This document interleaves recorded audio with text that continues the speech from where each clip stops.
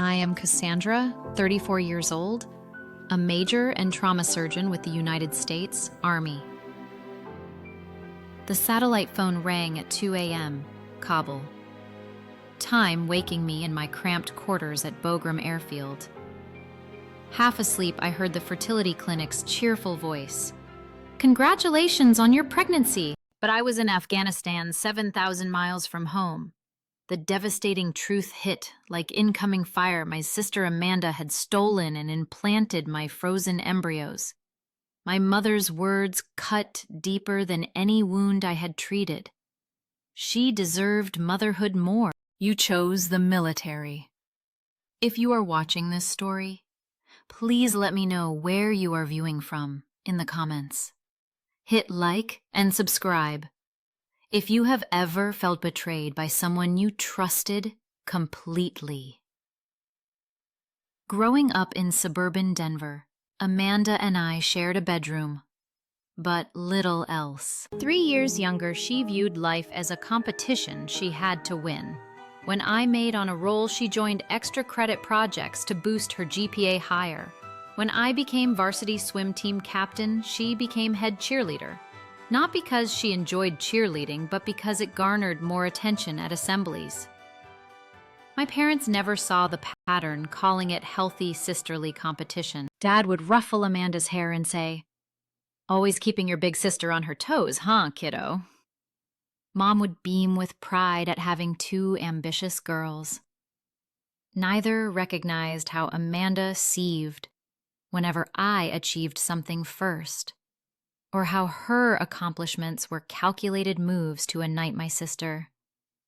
I understood her insecurity, even when others missed it. When my high school graduation speech thanked her for pushing me to be better, I meant it sincerely. She refused to meet my eyes during the ceremony. Medical school had always been my dream, but the financial reality was crushing. My parents, both public school teachers, had modest savings for our education. My solution came in an Army recruitment booth at a career fair. Full medical school scholarship in exchange for service. Purpose education and financial security in one decision. Amanda called it throwing away my potential. My parents worried about war zone deployments, but I signed the papers at 22, feeling more certain than I had about anything before. At Walter Reed Medical Center, I met David during my residency. He was brilliant, kind, and understood the demands of military medicine because he shared them as an Army anesthesiologist. Our courtship happened between surgeries and training exercises. He proposed in the hospital cafeteria with a ring hidden in a blueberry muffin because it was the only time our schedules aligned that week. We married quickly, aware that deployments could separate us at any time. David deployed to Iraq first. During our video calls, we talked about our future family. 3 kids, he would say, holding up fingers to the camera. Enough for a basketball team with substitutes. When I turned 30, we began trying for a baby, but months passed without success. After a year, we sought fertility treatment. Tests revealed diminished ovarian reserve. My biological clock was running faster than my chronological age. The specialist recommended immediate IVF. The process was grueling, especially while balancing military duties. Hormone injections between shifts, ultrasound appointments at dawn, the emotional roller coaster of hope and disappointment. The physical discomfort was nothing compared to the psychological weight. Our first round produced 5 viable embryos. We decided to freeze them all rather than implant immediately, as both of us faced possible deployment. "They will wait for us," David said, squeezing my hand as we looked at the microscope image of our potential children, "when the time is right." The time never came for David. 3 months later, his medical evacuation helicopter was shot down over Mosul. No survivors.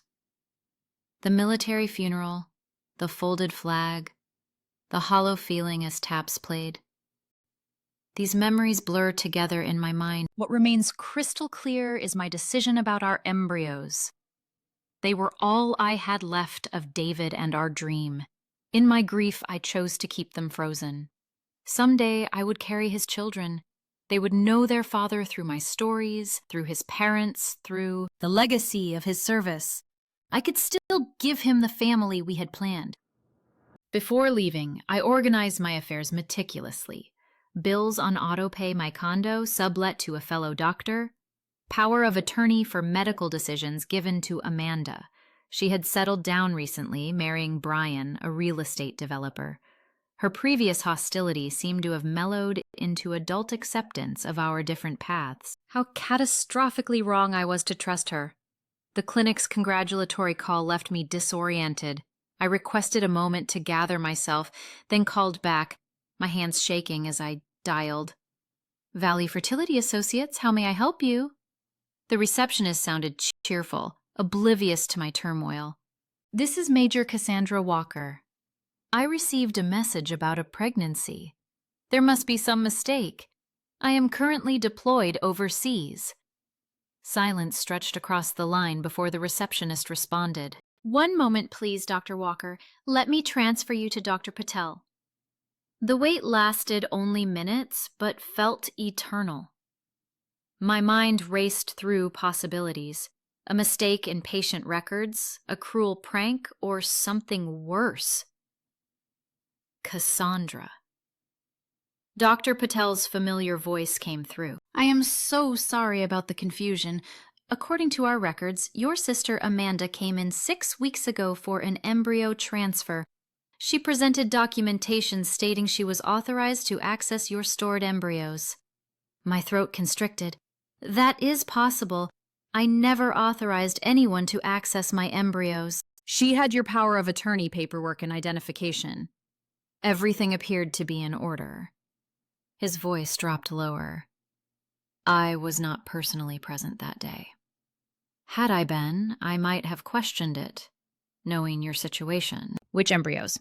I asked. I already knew the answer. All 3 remaining viable embryos were transferred. The procedure was successful. That is what prompted our congratulatory call. I am deeply sorry, Cassandra. We are launching an internal investigation immediately. The remaining embryos, David's last genetic legacy. Our last chance at the family we had planned. The room tilted around me. I need to speak with my sister, I managed to say before ending the call. Calling Amanda required waiting for the satellite phone to become available. Again. 6 excruciating hours passed before I could place the call to her cell phone. Cass, she answered brightly. How is Afghanistan? Are you safe? Her pretense of normalcy ignited my fury. Drop the act, Amanda. The fertility clinic called me.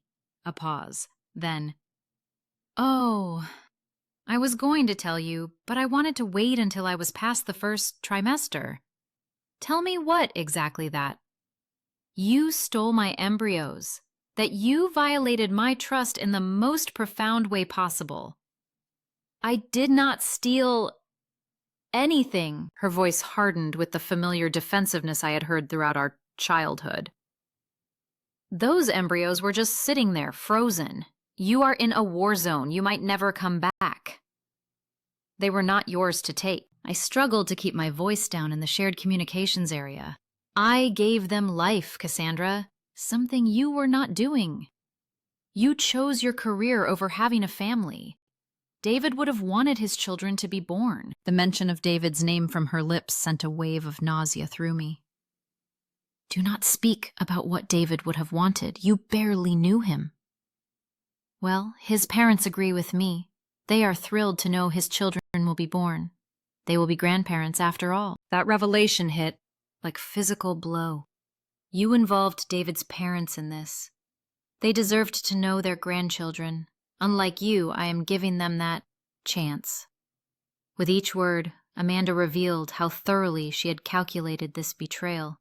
She had not acted on impulse, but had strategically orchestrated every aspect. Accessing my medical records, convincing the clinic, even getting David's, grieving parents on her side. This is not Over, Amanda. What you have done is illegal. Good luck proving that with your power of attorney giving me access to your medical decisions. Besides, what are you going to do?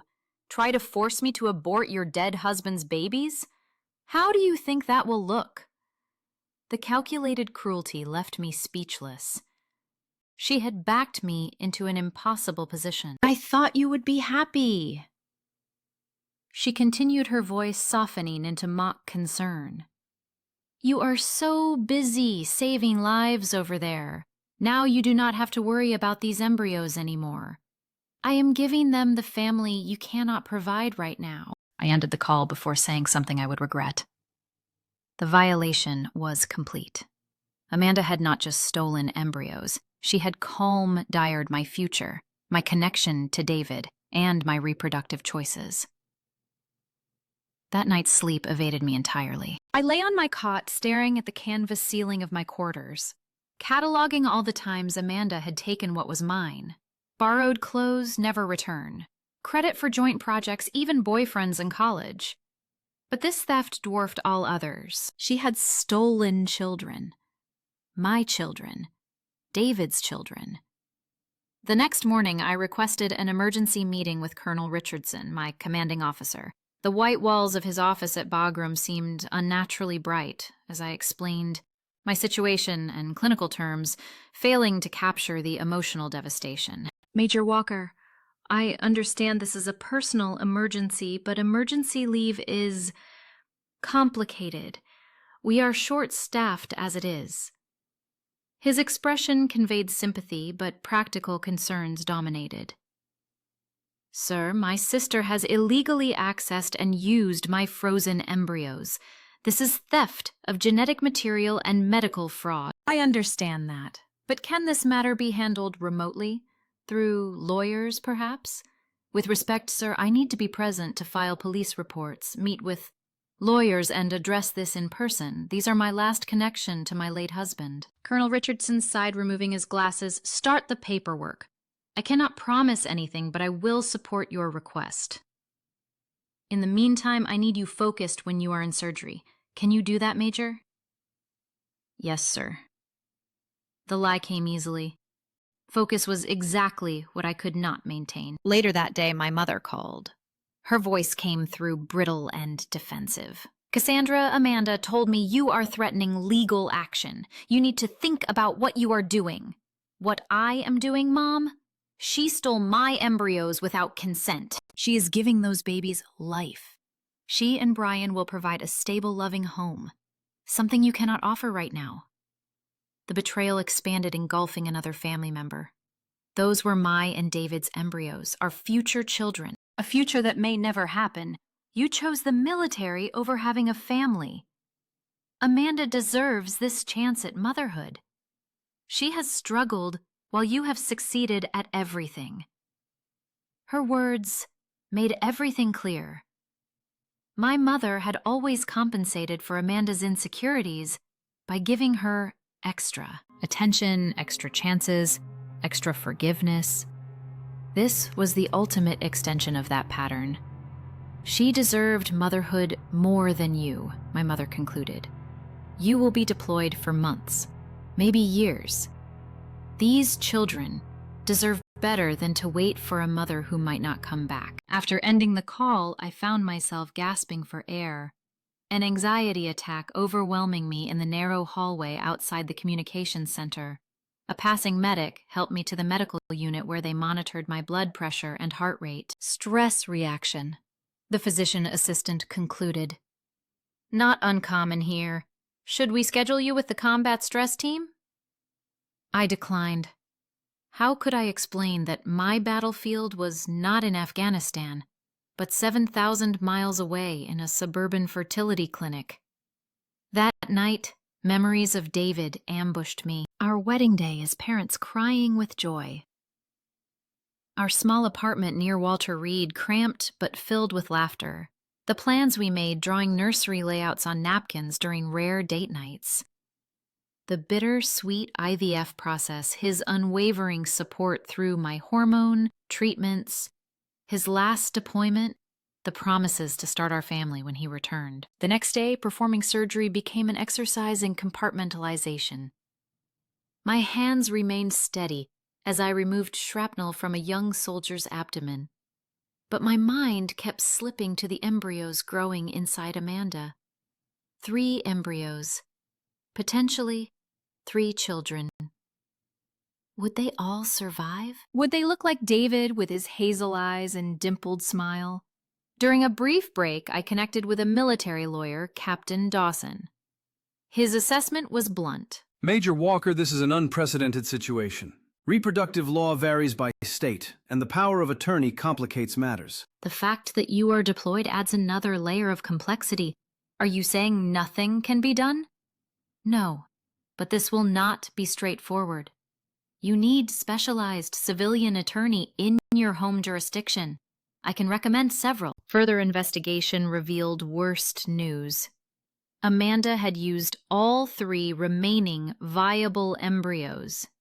The first 2 rounds of IVF had yielded 5, but 2 had been used in an unsuccessful transfer attempt before David's death. The 3 Amanda stole represented my last chance to have biological children. With my late husband, Captain Dawson connected me with Jessica Abrams, a reproductive right attorney in Denver. Our satellite call was brief due to connection limitations. This is reproductive fraud, identity theft, and potentially several other crimes, Jessica said, but we need to move quickly. Courts tend to favor the birth mother once pregnancy is established. She used my power of attorney to access my medical files, I explained. That is a clear abuse of the power of attorney. It was meant for medical decisions for you, not authorization to access your reproductive material. Did you have any agreement about the embryos with your late husband? We both signed forms stating that in the event of death, the surviving spouse would retain control. Good. That helps our case. I will begin preparing documentation immediately, but we need you here to sign complaints and appear at hearings. Every day that passed with me still in Afghanistan felt like another victory for Amanda. The embryos continued growing inside her while I remained trapped by duty and distance. Fellow soldiers offered support but could not understand the unique torment I faced. Family drama, one well-meaning nurse said, we all have it. You will sort it out when you get home. But this was not drama. This was theft of the most personal kind. 3 weeks of bureaucratic battles finally yielded results. I received 30 days of emergency leave and boarded a military transport to Germany, then a commercial flight to Denver. The nursing confrontations with Amanda and strategizing with Jessica via email. Denver's familiar skyline against the Rocky Mountains should have felt like coming home.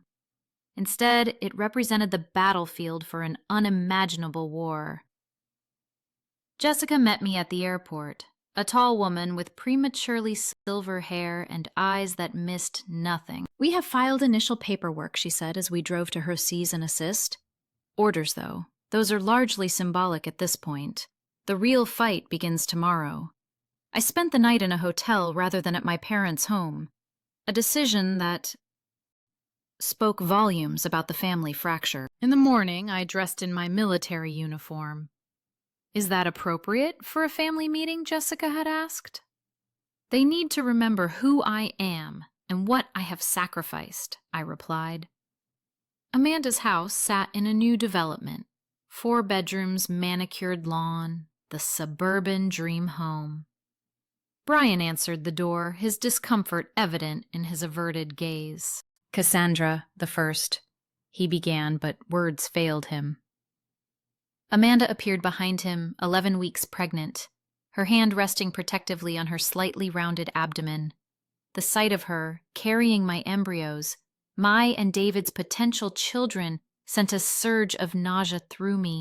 You actually came back from deployment. Her tone suggested my military service was a family leave, I replied coldly. For situations like identity theft and reproductive fraud, Brian winced, perhaps we should sit down and discuss this calmly. The living room featured framed ultrasound images already displayed on the mantel. My children reduced to stolen property, decorative elements in Amanda's perfect home.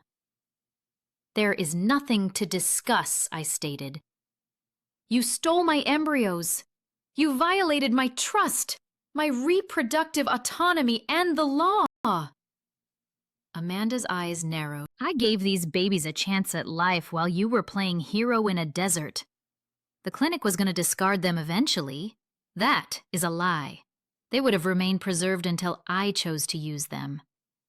When, after another deployment, after you turned 40, these babies deserve a present, dedicated mother, not someone who prioritizes career over family, Brian interjected.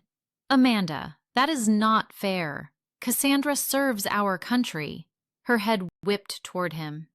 Whose side are you on? The question revealed the depth of Amanda's self-deception. In her mind, there were sides to choose, moral equivalencies to weigh, rather than a clear case of theft. Did you know what she was planning? I asked Brian directly. His hesitation told me everything. She said you had discussed it, that you were considering letting her surrogate, but wanted to wait until after deployment to finalize details. And you believed that without seeing any documentation, he looked at Amanda, realization dawning. I wanted to believe it. My parents arrived soon after, my mother immediately going to Amanda's side, my father looking torn between his daughters. Cassandra, my father began. Surely there is a way to resolve this without courts and lawyers. How exactly she cannot unsteal my embryos? My mother bristled. This kind of stress is not good for the babies. Amanda is doing something beautiful, giving life to children who might otherwise never be born. That was my decision to make. Mine and David's, no one else's. David would want his children to be born, my mother insisted, echoing Amanda's earlier claim.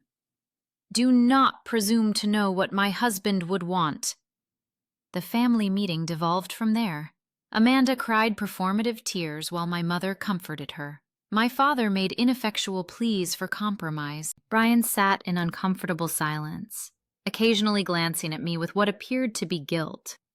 Jessica, who had remained professionally silent throughout, finally spoke.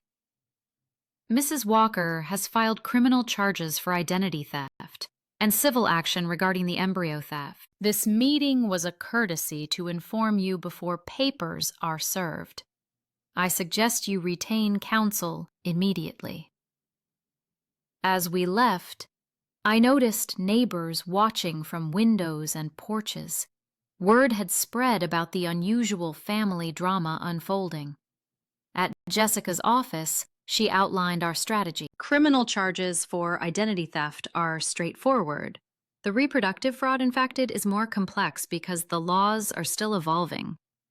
We will argue theft of property, violation of consent, and breach of contract with the fertility clinic, and the embryos themselves, the potential children. Jessica's expression softened slightly.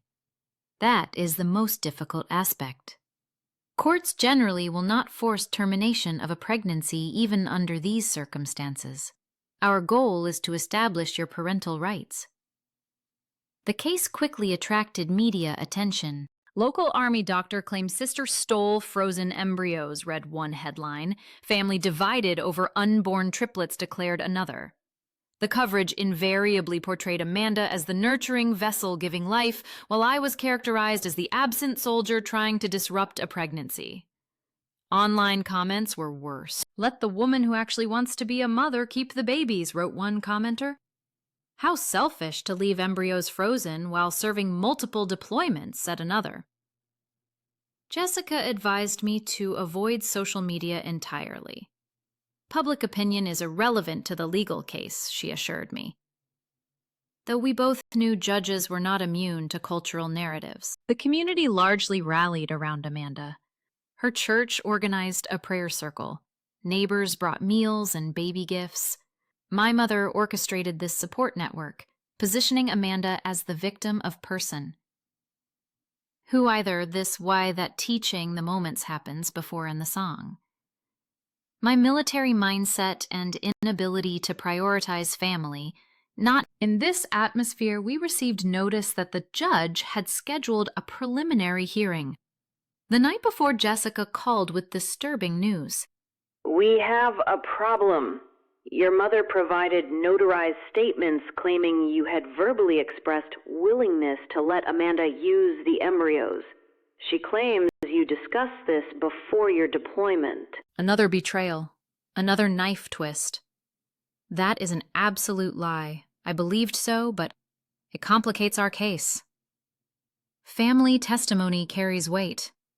I spent that night sleepless, reviewing every conversation with my mother before deployment. Had I said anything that could be twisted into consent? Had I somehow contributed to this nightmare? The courtroom the next morning was packed with spectators and reporters. Amanda entered with my parents flanking her protectively, her maternity dress emphasizing her pregnancy. I sat stiffly in my uniform, Jessica, arranging documents beside me. Judge Harriman, a woman in her 60s with piercing eyes, began by establishing facts. Yes, the embryos were created by my late husband and me. Yes, Amanda had used my power of attorney to access them. Yes, the pregnancy was progressing normally with triplets. This case presents unprecedented questions, the judge noted. The court must balance property rights, bodily autonomy, and the potential interests of the unborn children. Amanda's lawyer, a smooth-talking man named Richard Bennett, argued passionately about the sanctity of pregnancy and the best interests of the children. These embryos now have heartbeats. They are developing in a loving home with two parents committed to raising them. Major Walker, while undoubtedly serving our country admirably, cannot provide the same stability. The preliminary ruling devastated me. While acknowledging the questionable means by which Amanda accessed the embryos, Judge Harriman declined to take any action that might endanger the pregnancy. The court recognizes Major Walker's property interest in the genetic material, but must prioritize the welfare of the developing fetuses at this stage. Outside, the courthouse reporters thrust microphones toward me. Major Walker, will you continue fighting for custody? Do you regret giving your sister power of attorney? How can you parent these children while deployed? Jessica hustled me to her car, shielding me from the barrage. This is only round one, she assured me. Preliminary hearings favor status quo. We have much stronger arguments for the full hearing. That evening, alone in my hotel room, I contemplated resigning my commission. My military career suddenly seemed hollow compared to the loss of my family, dreams. The structure and purpose that had sustained me after David's death now felt like the very thing that had cost me his legacy. As I considered this drastic step, my phone rang. An unknown number. Cassandra, it is Brian, Amanda's husband. Can we meet? Brian suggested a coffee shop 20 miles outside Denver to avoid being seen. When I arrived, he sat, hunched in a corner booth, eyes darting nervously to the door. Thank you for coming, he said, voice barely above a whisper. I cannot stay long. Amanda thinks I am at a work meeting. His ferventus spoke volumes about the household dynamics. Why are we here, Brian? Because this was not spontaneous. He slid a folder across the table. Amanda has been planning this for over a year. Inside were printed emails between Amanda and various fertility clinics dating back 14 months. Inquiries about access protocols, questions about power of attorney limitations, research on embryo transfer success rates. She created a separate email account for this research, Brian explained. I found it when using her laptop last week. There is more. She has a journal where she detailed everything. Why are you showing me this now?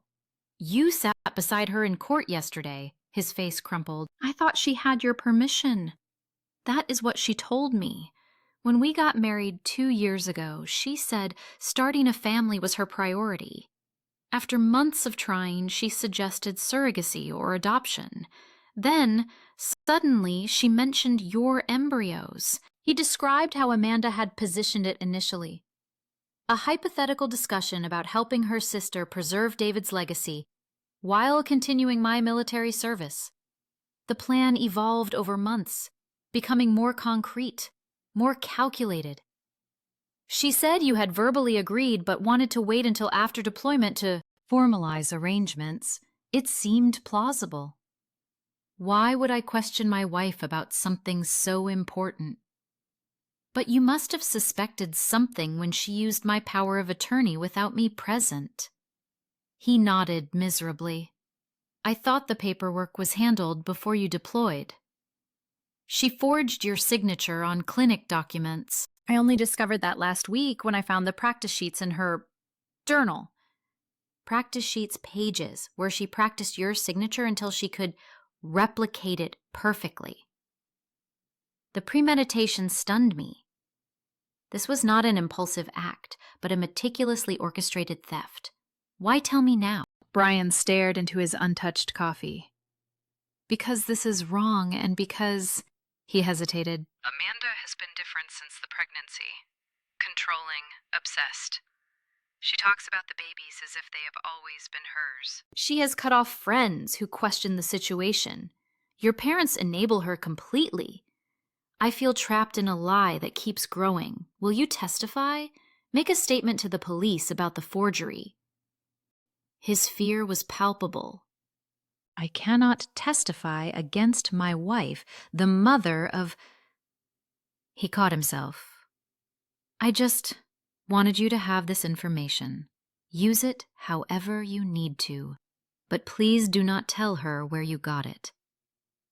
As Brian left, his shoulders hunched with the burden of complicity, I realized was dealing with something far beyond sibling rivalry. Amanda's obsession had morphed into something pathological, supported by my parents' enabling and Brian's passive acceptance. Jessica was cautiously optimistic when I showed her the evidence. This proves premeditation and fraudulent intent. It strengthens both the criminal and civil cases substantially. The criminal investigation accelerated. Detectives interviewed clinic staff and collected signature samples. Forensic analysis confirmed the forgery on multiple documents. The fertility clinic, facing potential liability, provided complete records, showing exactly how Amanda had manipulated their protocols. Jessica filed motions for an emergency hearing based on the new evidence. Meanwhile, I reached out to David's parents, Arthur and Eleanor Hamilton, who had been told by Amanda that I had willingly donated the embryos. Our meeting at their modest home in Colorado Springs was tense initially. Eleanor's eyes kept drifting to my uniform. Amanda told us you had decided your military career made motherhood impossible. Arthur said that you generously allowed her to carry David's children so his legacy would continue. That was never true, I replied softly. Those embryos were all I had left of David and I never consented to anyone using them. I showed them the evidence of Amanda's deception. Eleanor began to cry. We just wanted to see our son live on through his children. Amanda seemed so sincere. I understand that desire. I share it. David wanted those children too with me when the time was right. By the end of our conversation, the Hamiltons had shifted from confusion to rage on my behalf. We will support you, Arthur promised. David would be appalled by this manipulation. The emergency hearing was scheduled just days before I would need to return to Afghanistan. Judge Harriman's expression was stern as she reviewed the new evidence.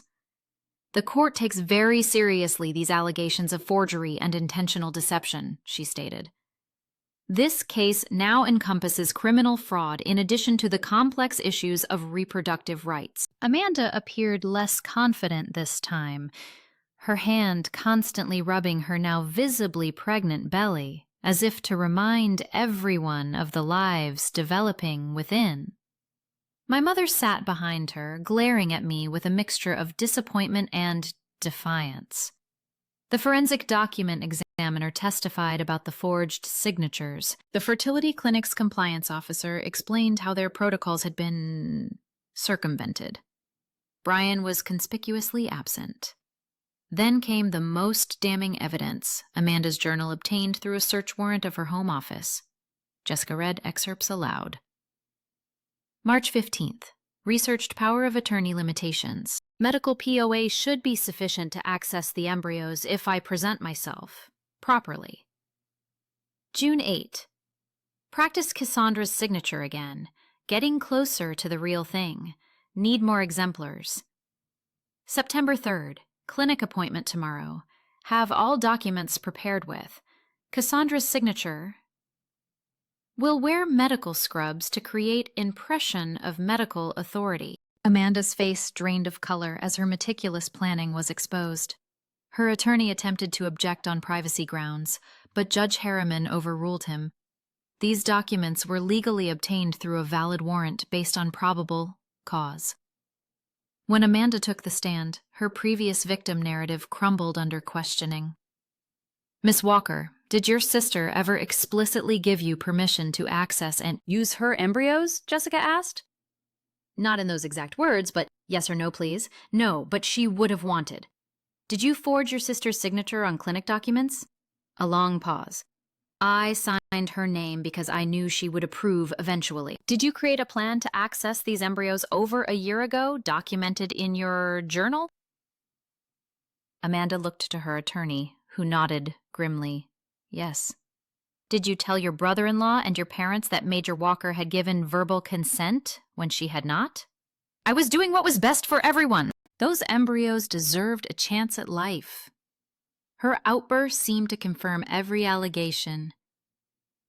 Judge Harriman called a recess during which Amanda's attorney approached Jessica about a potential settlement. The offer, Amanda would acknowledge my parental rights in exchange for dropping criminal charges. Absolutely not, I insisted when Jessica relayed the offer. She needs to face consequences for what she did. When court resumed, Judge Harriman's ruling represented a dramatic reversal. The court finds compelling evidence of fraud, forgery, and reproductive theft. While the court cannot and will not take any action that endangers the ongoing pregnancy, it recognizes Major Walker's full parental rights to the children resulting from her stolen genetic material. The courtroom erupted in murmurs. Amanda began sobbing, my mother rushing to console her. Judge Harriman continued. Further, the court refers the criminal matters of identity theft, forgery, and fraud to the district attorney for prosecution. The defendant's actions represented a disturbing breach of familial trust and medical ethics. Outside the courthouse, reporters again swarmed, but this time I had a prepared statement. This case was never about preventing these children from being born. It was about addressing a profound violation of trust and reproductive autonomy. These children are legally mine. Created from embryos my late husband and I produced together, I look forward to welcoming them into the world and honoring their father's memory.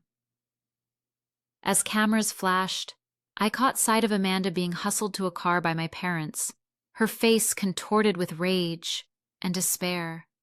The victory felt hollow against the backdrop of a shattered family. The court ruling marked a turning point, but the battle was far from over.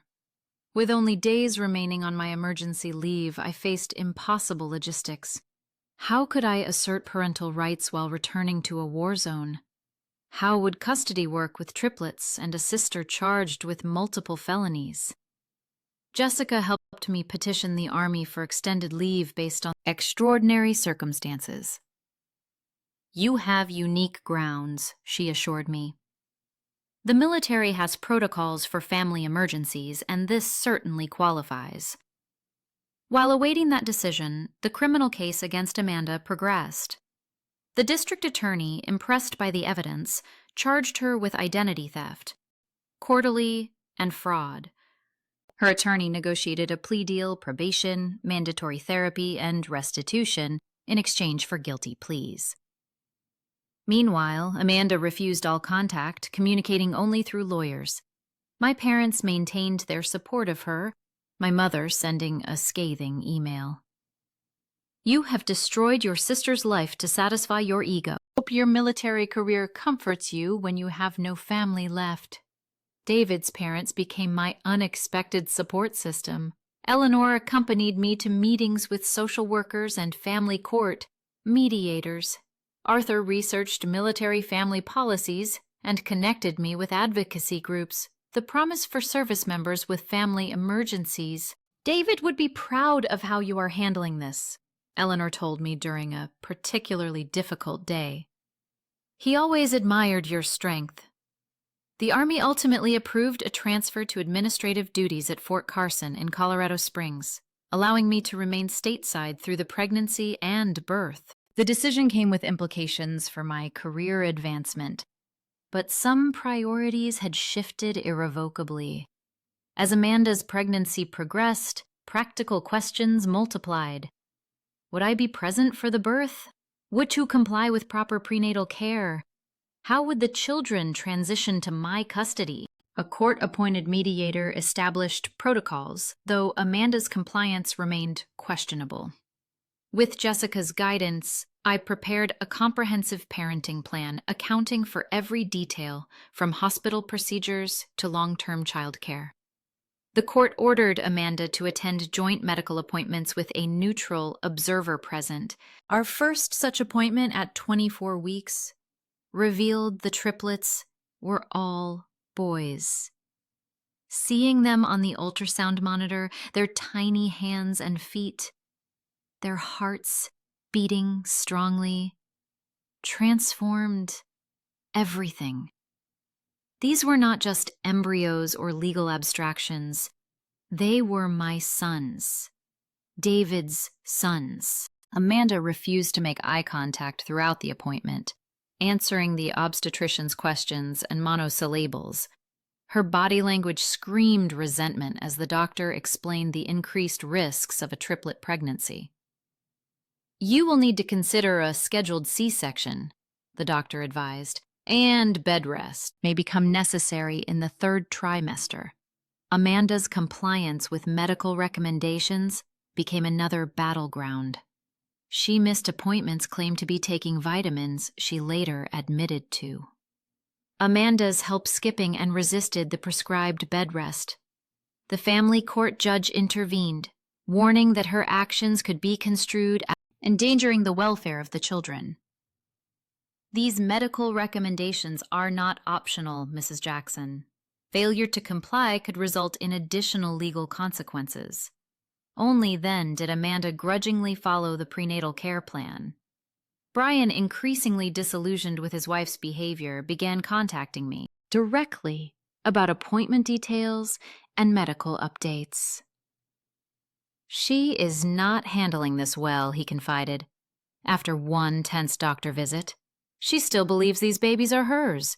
She has their nursery fully prepared at our house. The psychological evaluation ordered as part of Amanda's plea agreement diagnosed significant narcissistic traits and boundary issues. The therapist recommended intensive treatment and expressed concern about potential postpartum complications. With the triplets' birth approaching, I secured a small 3-bedroom house near Fort Carson and began preparing for single motherhood of 3 infants. The logistics were daunting. Multiple cribs, a rotating schedule of night nurses. For the first months, childcare arrangements for when my leave ended. David's parents offered to move in temporarily after the birth. Army friends organized baby showers and meal trains. My commanding officer at Fort Carson proved unexpectedly supportive, arranging a flexible schedule that would accommodate the unique demands of my situation. Through all these preparations, the absence of my parents and the hostility from Amanda cast a shadow over what should have been a joyful time. My father called once, his voice hesitant. "Your mother does not know I am calling. She is struggling with all this. But I wanted to say that I would like to know my grandsons when things settled down. It was a small opening, but I welcomed it. I would like that too, Dad." As a scheduled C-section date approached, the court finalized the hospital protocol. I would be present in the delivery room. The babies would be placed in my custody immediately following necessary medical care. Amanda would have no obligation for breastfeeding or physical contact with the infants. The morning of the procedure, I arrived at the hospital to find my parents in the waiting area. My mother avoided my gaze, but my father stood to embrace me awkwardly. "We could not stay away," he explained simply. The delivery proceeded efficiently. 3 tiny boys entered the world within minutes of each other. Their newborn cries, the most beautiful sound I had ever heard. Medical staff whisked them to the NICU for standard monitoring of triplets, while Amanda was taken to recovery. In the NICU, I met my sons properly. James David, after his father, Thomas Arthur, after both grandfathers. Michael Robert, after David's brother who had died in childhood. 3 perfect, tiny humans with David's chin and my eyes. The hospital staff briefed on the unusual circumstances, treated me as the boy's mother without question.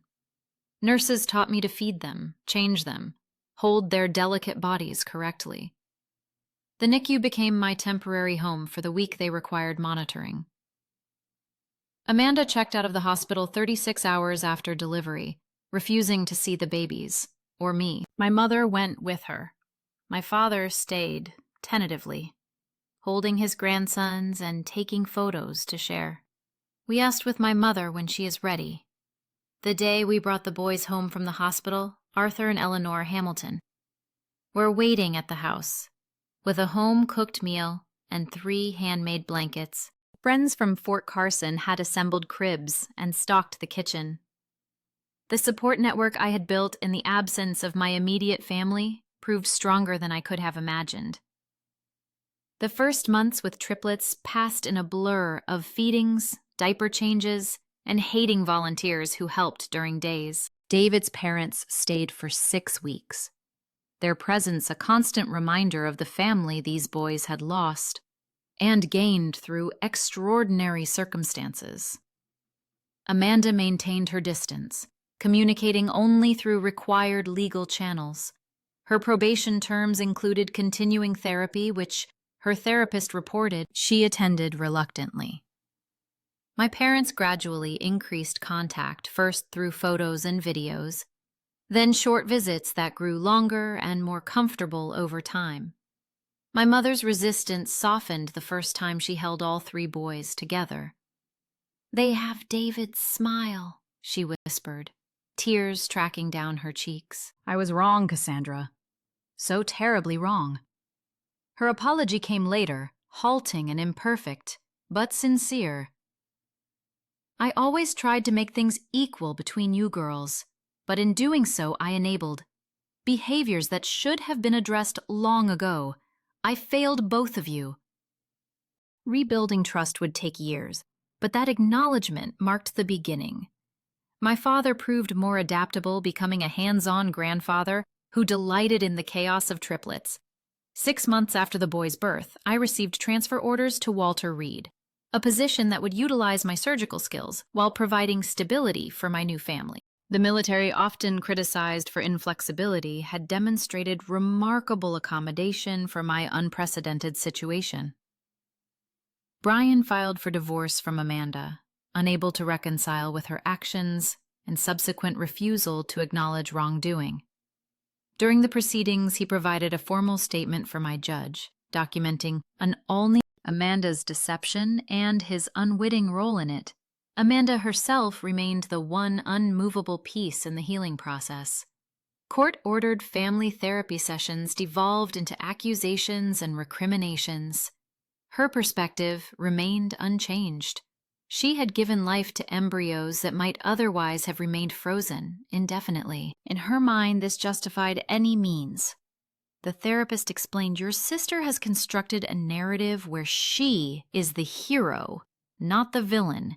Dismantling that narrative threatens her entire sense of self." Eventually, I stopped expecting reconciliation and focused instead on establishing appropriate boundaries. The boys would know their biological connection to Amanda when they were old.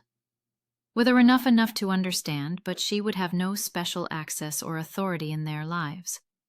As the boys grew from infants to toddlers, David's presence became tangible in their mannerisms. Their laughter, the cowlick that all three inherited. Arthur and Eleanor moved into Colorado to be near their grandsons, bringing stories and mentors of the son father the boys would know only through others' memories. My new position at Walter Reed brought unexpected connections. Former colleagues of David sought me out, sharing anecdotes I had never heard, filling in pieces of him that might otherwise have been lost. These stories became treasures to preserve for James Thomas and Michael. The legal aftermath continued for years. Amanda completed her probation, but faced civil lawsuits from the fertility clinic for damages to their reputation. My parents navigated the uncomfortable position of supporting both daughters through ongoing legal proceedings, while trying to maintain relationships with all involved. The case established precedents in reproductive law. Medical facilities across the country revised their protocols for embryo access and transfer. Power of attorney forms began explicitly addressing reproductive material. Legislators in several states introduced bills specifically criminalizing reproductive fraud. On the boys' third birthday, surrounded by friends and extended family in our home near Walter Reed, I found myself watching the celebration with a sense of wonder. These children born of scientific intervention, legal battles, and profound betrayals showed no signs of their tumultuous beginning. They were simply three boisterous boys, blowing out candles, smearing cake on their faces, tearing through wrapping paper with gleeful abandon. David's parents presented a custom storybook they had created, telling a simplified version of how the boys came to be. "Your daddy and mommy wanted you very much," it read. "They created you with love and science. After daddy went to heaven, you waited until mommy was ready for you." Someday they would learn the full story. The violation, the court battles, the family fractures. But the foundation would always be the same. They were wanted. They were loved. They were a dream fulfilled despite impossible odds. My military career took a different path than I had once envisioned. I became an advocate for service members facing family crises, developing protocols and support systems that had not existed when my own crisis erupted. The sense of purpose that had once come from battlefield surgery now flowed from creating safety nets for others, walking impossible tightropes between service and family. Amanda eventually moved across the country, remarried, and had no further children. My parents maintained relationships with her and with me separately, a delicate balance that improved with time and distance. The triplets received occasional cards and gifts from her, which I accepted with neutral acknowledgement of their source. The journey from that middle-of-the-night phone call in Afghanistan to our new normal spanned years of legal, emotional, and practical challenges. The triplets would never know how close they came to remaining frozen indefinitely, or how lives their very existence tested the boundaries of law ethics and family bonds. What they would know, what I ensured they understood from their earliest awareness, was that family comes in many forms, that love persists beyond death, that their father's legacy lived in their DNA and in the stories we preserved, that sometimes the greatest battles are not fought on foreign soil, but in courtrooms and living rooms and the quiet spaces of the heart.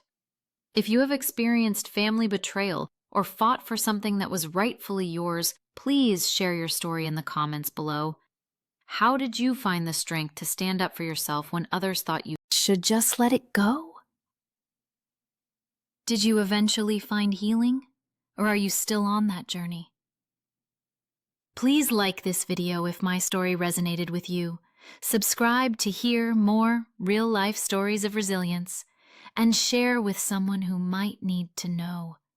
They are not alone in their struggle. Thank you for listening to my journey from betrayal to blessing. Remember that sometimes our greatest challenges lead us to unexpected gifts we never could have imagined.